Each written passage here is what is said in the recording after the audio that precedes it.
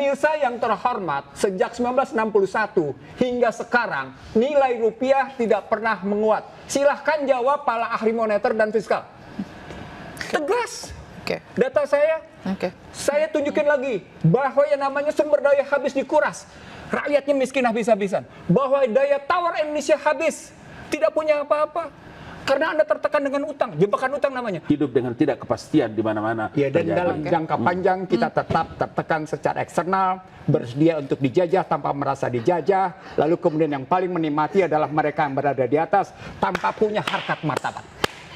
Pemirsa dan Prof. Nursi, kita melanjutkan pertanyaan yang tadi, jika dikatakan bahwa ada kenaikan atau krisis BBM berdampak gitu ya pada sejumlah negara, tapi Indonesia hingga kini tidak menaiki harga BBM, apakah ini merupakan strategi perang ataukah memang sebenarnya posisi Indonesia kuat begitu? Tapi di sisi lain BBM tidak naik, tapi harga plastik naik, harga kosmetik naik, dan juga tiket pesawat juga dinaikkan harganya. Kedelai juga naik. Kedelai juga naik. Bungkil kedelai juga naik. Jadi jangan heran gitu. Bahkan kalau mau bilang yang tidak disebut oleh orang, itu harga pestisida pembayaran mesti lebih cepat. Pembayaran pestisida itu mesti lebih cepat gitu ya. Nah sekarang kita ngelihat suka tidak suka ada dua faktor besar yang menekan perekonomian Indonesia. Yang pertama soal jebakan utang. Itu yang saya persoalkan sejak saya di DPR. Yang kedua soal energi, itu yang saya persoalkan sama Ali Mokhtar Ngabalin dan kawan-kawan sejak puluhan tahun lalu sampai kita menggugat. Sampai kita ngegugat, saya dan kawan-kawan menggugat di Mahkamah Konstitusi. Dan ini mengakibatkan yang namanya APBN itu tertekan. Jadi ada tekanan moneter dari luar karena kita tunduk pada nilai tukar, suku bunga dan inflasi berdasarkan Federal Reserve. Ada tekanan fiskal karena jebakan utang gitu ya. Dan posisi berikutnya adalah terbatasnya pendapatan karena tax rasio pajak cuma 10 sampai dengan 11% gitu. Saat yang lain beberapa situasi perekonomian tetap menunjukkan kondisi yang tidak sehat karena tadi jebakan utang, tax yang pajak yang rendah, efisiensi belanjanya rendah. Hari ini misalnya soal beli motor ribut, itu kan nggak karu-karuan, beli mobil macam-macam kayak gitu-gitu ya, daripada melahirkan yang namanya pekerjaan. Nah dari sana yang bisa kita lihat adalah berapa sebenarnya dampak dari kenaikan harga minyak ini. Nah dalam bahasa ekonomi namanya stress test. Uji tekanan, stress test. Nah stress test itu menunjukkan bahwa setiap kenaikan $10 misalnya pada BBM, dia akan mengakibatkan kenaikan 1,3 triliun gitu. Persoalan besarnya adalah asumsi ICP, Indonesian Crude Price-nya cuma $70 per barel. Satu. Yang kedua, persoalan keduanya adalah nilai tukarnya 16.500. Yang ketiga, persoalan inflasinya. Nah, ketika tiga-tiganya kita anggap, kalau sejak saya di DPR saya menyebutnya ini bukan asumsi, tapi ini target. Ketika target makro tidak tercapai, dia terkena kedua-duanya. Terkena pada moneter, terkena pada fiskal. Apa contohnya? ICP di atas. Yang kedua nilai tukar di atas. Yang ketiga inflasi tinggi. Sudah sampai 4,sekian% gitu ya.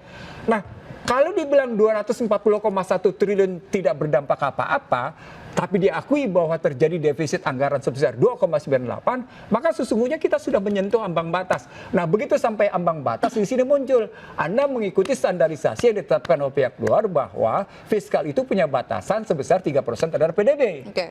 Ini standarisasi, regulasi yang belum tentu sehat dalam pengertian ambang batas ini. Kenapa? Karena Anda tunduk pada posisi yang disebut dengan persepsi atas fiat money. Anda tunduk pada persepsi tentang utang. Anda tunduk pada persepsi bahasa saya nih, tunduk pada persepsi riba. Oke, satu ya. Nah dari situ muncul persoalan. Kalau begitu, bagaimana sektor ini? Kita udah bilang nih, sektor moneter masih terkena. 2.546 triliun masih tetap tertunda untuk dicairkan. Sudah disetujui itu dicairkan. Artinya 22,86% perbankan sudah menyediakan tapi tidak dicairkan. Apa poinnya? Wait and see. Apa poinnya? Sektor usaha masih menghadapi situasi ketidakpastian. Artinya situasinya masih belum membaik. Saat yang sama mereka bilang daya beli juga tidak diperbaiki karena APBN tidak memperbaiki daya beli. Apakah ada efektivitas pada kebijakan moneter? Apakah ada efektivitas pada kebijakan fiskal? Apakah ada efektivitas bagi kebijakan sektor usaha? Itu pertanyaan tiga jadinya. Fiskal, moneter, sektor usaha. Kalau ini tidak dirangkum dalam rangka mengantisipasi, maka tekanan eksternal dan tekanan internal tidak bisa teratasi. Berarti menurut Prof. Nursi, Indonesia sebenarnya tidak sedang baik-baik saja dalam segi ekonomi atau dampak perang ini, atau harus ada yang diwaspadai? Dari data yang saya punya sejak tahun 1961 hingga hari ini, rupiah terjamin tidak pernah menguat. Ulang. Oke. Pemirsa yang terhormat, sejak 1961 hingga sekarang, nilai rupiah tidak pernah menguat. Silahkan jawab para ahli moneter dan fiskal. Tegas. Oke. Data saya, saya tunjukin lagi bahwa yang namanya sumber daya habis dikuras. Rakyatnya miskin habis-habisan. Bahwa daya tawar Indonesia habis. Tidak punya apa-apa.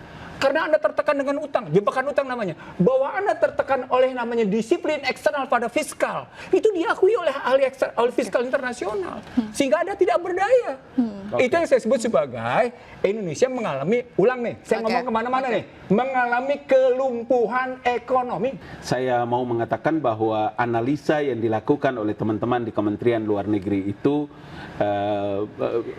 bisa meyakinkan pemerintah sehingga beberapa kebijakan-kebijakan yang terkait dengan dampak perang ini, utamanya seperti yang dilakukan oleh Menteri SDM-nya, Pak Bahlil, kemudian Airlangga, kemudian tadi seperti Pak Purbaya juga. Saya mau katakan juga bahwa analisa luar negeri, kemudian lobby-lobby dan pengamatan yang mereka lakukan itu memastikan bahwa perang ini terjadi, dia akan sampai pada batas tertentu, kemudian akan terjadi gencatan senjata seperti ini dan seterusnya dan seterusnya. Kenapa? Karena pemerintah sampai hari ini juga kan ada di luar negeri, baik itu seperti yang di PBB, kemudian ada di duta besar di masing-masing negara ini juga ada. Dari situlah saya berkesimpulan bahwa kesimpulan-kesimpulan yang dilakukan oleh pemerintah hari ini kemudian sama seperti yang diumumkan oleh Airlangga Hartarto terkait dengan WFH, kemudian aturan-aturan yang terkait dengan pegawai negeri sipil, kemudian kebijakan-kebijakan yang dilakukan oleh pemerintah dengan tidak menaikkan BBM non-subsidi atau lain-lain yang tadi dikemukakan oleh Bang Nursi. Artinya apa? Kerja yang dilakukan oleh negara, kerja yang dilakukan oleh pemerintah itu by sistem, dengan teduh, dengan tenang, karena diplomasi dilakukan oleh negara, oleh pemerintah, sehingga suka tidak suka orang boleh bicara tentang Board of Peace dan posisinya seperti apa yang dilakukan, tapi saya mau bilang bahwa ini adalah kerja-kerja negara dalam membangun diplomasi dengan sistem internasional, dengan hukum internasional, dengan international relation yang sampai hari ini untuk saling menghormati yang satu dengan yang lain. Langkah-langkah ini efektif kah, Bang? Oh, efektif. Sebagai sebuah negara yang berdaulat, negara yang memiliki politik luar negeri bebas aktif, orang boleh bilang resiprokal, kemudian itu merugikan Indonesia dan Indonesia tidak mendapatkan gambaran apa-apa. Saya mau bilang bahwa hari ini kita teduh, kita tenang, ya, rakyat bisa dikabarkan oleh pemerintah tentang dampak perang, tetapi tidak mengganggu hayat hidup banyak. Dibanding dengan tempat-tempat lain yang orang gelisah, hidup dengan tidak kepastian di mana-mana. Ya, dan dalam jangka panjang kita tetap tertekan secara eksternal, bersedia untuk dijajah tanpa merasa dijajah, lalu kemudian yang paling menikmati adalah mereka yang berada di atas tanpa punya harkat martabat. Jadi menurut Anda itu tidak, kalau tadi karena memang dalam jangka panjang kita tertekan secara eksternal. Karena memang dalam jangka panjang kita terdikte secara eksternal. Karena memang dalam jangka panjang Anda tidak punya harga diri seperti ditunjukkan oleh harga rupiah. Anda ngomong apa? Anda sedang memastikan sesuatu yang tidak pasti. Anda sedang memastikan bahwa sesuatu itu ke depan adalah gelap. Karena memang tidak penuh. Kapan yang namanya sistem perekonomian Indonesia penuh dengan kepastian? Kapan? Saya tanya kapan? Kalau sementara dari zaman Soeharto hingga hari ini kalimatnya adalah iklim perekonomian dirundung oleh ketidakpastian. Itu artinya apa?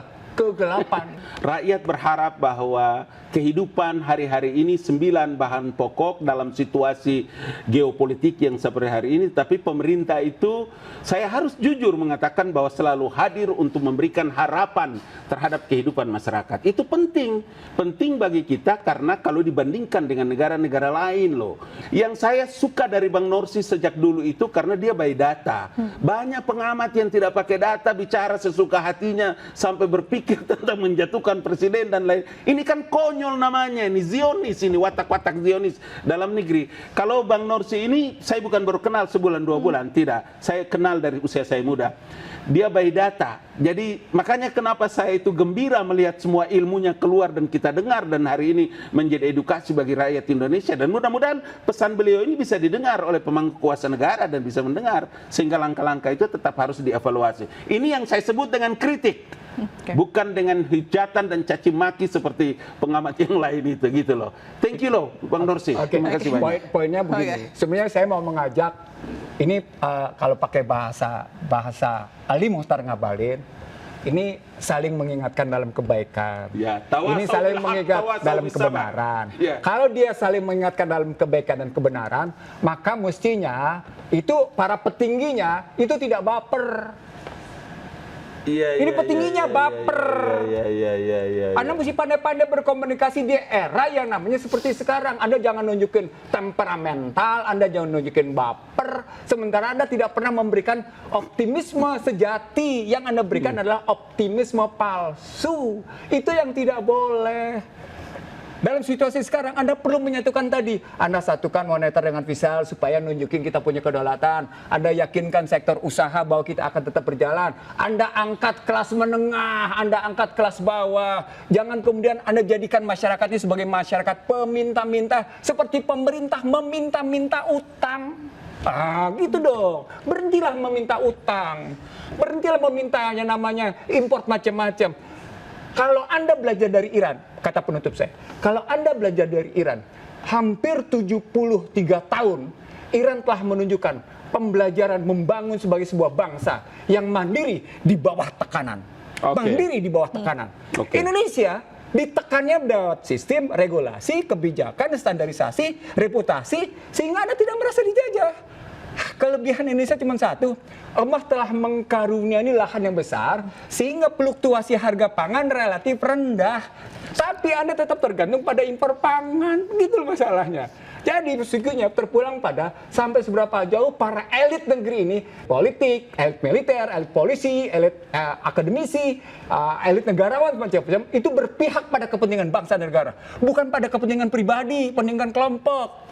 Anda percaya bahwa Anda punya harga diri bukan diusulkan karena kursi saya punya harga diri. Bukan. Tapi karena bangsa ini punya harga diri. Itu yang saya kehendaki. Bangsa. Saya tanya sama Anda. Kalau Anda bawa rupiah 100.000. Ali Muhtar yang katanya sekarang menjadi profesor di Busan University. Sampai seberapa jauh nilai tukar 100.000-nya itu punya harga? Kan itu masalah. Yang namanya di Arab Saudi saja, orang ngelepeh itu ngeliat 100 ribuan. Karena memang ada harganya. Itu bukti bahwa harga diri kita sebenarnya punya masalah besar. Gitu loh. Memang kalau dilihat dari aspek historis, Iran itu adalah sebuah historis panjang yang telah menempa mereka dalam posisi cerita tentang Persia. Kalau Iran itu memang hari ini saya ingin mengatakan bahwa dari tekanan yang begitu luar biasa, saya sebut dalam quote and quote, tekanan yang sangat amat brutal membuat mereka itu menjadi muncul dengan kemampuan superpower interpersonal yang kuat. Itu sebabnya kenapa dia membuat sistem perekonomian sendiri di dalam perjanjian mereka, perbuatan mereka. Bayangkan dia bisa membangun satu perjanjian ekonomi dengan China dan Rusia tanpa menggunakan sistem ekonomi dunia. Dia mengirim minyak mentah, kemudian China, kemudian Rusia bisa mengirim bahan-bahan yang dibutuhkan terkait untuk pengembangan industri dan kehidupan layak di Iran. Baik, sayang sekali waktu kita habis. Terima kasih Ali Muhtar Ngabalin, Guru Besar Hubungan Internasional, dan juga Ihsanuddin Nursi, analis ekonomi politik, telah bergabung di Prime Show. Terima kasih Bapak-Bapak, salam sehat selalu, selamat malam.